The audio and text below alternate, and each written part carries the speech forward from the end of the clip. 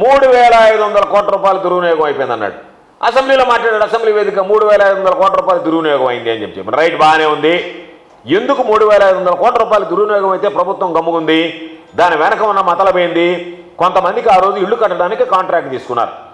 ఆ తీసుకున్నటువంటి కాంట్రాక్టర్లు ఎవరైతే ఉన్నారో ఆ కాంట్రాక్టర్ల దగ్గర సోమిరెడ్డి డబ్బు అడిగాడు 10 కోట్ల రూపాయలు. కాదా అని ప్రమాణం చేయమనండి. వాళ్ళు ఇవ్వలే.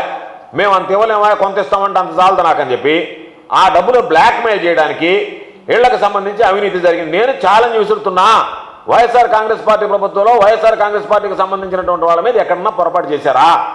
ఇళ్ల నిర్మాణంలో మీరు బ్లాక్మెయిల్ బెదిరించడానికి కదా. నేను పొదలకూరు పోలీస్ స్టేషన్లో కేసు కట్టించాడు, వాడిని బెదిరించాడు, 2.5 కోట్ల డబ్బులు తీసుకున్నాడు. 2.5 కోట్ల డబ్బులు తీసుకుంటే ఈరోజు పోలీసు వాళ్ళు నా కేసు ఆపమన్నాడు. పోలీసు వాళ్ళ పరిస్థితి ఏంది? ఈరోజు ఆ ఫోర్జరీ సంతకం ఉంది, ఫోర్జరీ చేసినటువంటి వాడు ఉన్నాడు, వాడి దగ్గర నువ్వు డబ్బులు తీసుకున్నావు, నువ్వు ఆపమంటావు, రేపు వెళ్ళిపోతావు. పోలీసులు ఈరోజు రెఫర్ చేయమంటున్నావు, పోలీసులు రెఫర్ చేస్తే దాని మీద రీఓపెన్ అయితే పోలీసులు ఈ కేసులో ఏ విధంగా ముందుకు పోవాలా?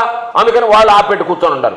అంటే నీ ఉద్దేశం బెదిరించాలా, బ్లాక్మెయిల్ చేయాలా, దానికి సంబంధించినటువంటి దానిలో ఏదో ఒక విధంగా డబ్బులు పొందాలా. సోమిరెడ్డి ఎంత నీచానికి పాల్పడ్డారంటే కొన్ని అతిశయోక్తిగా ఉంటాయి మీకు వినాలంటే.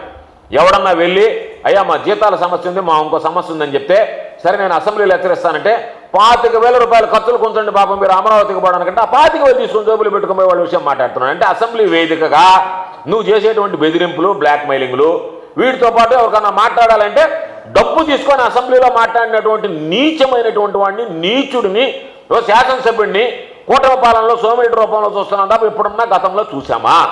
అటువంటి పరిస్థితి ఈ జిల్లాలో అసలు ఉందా?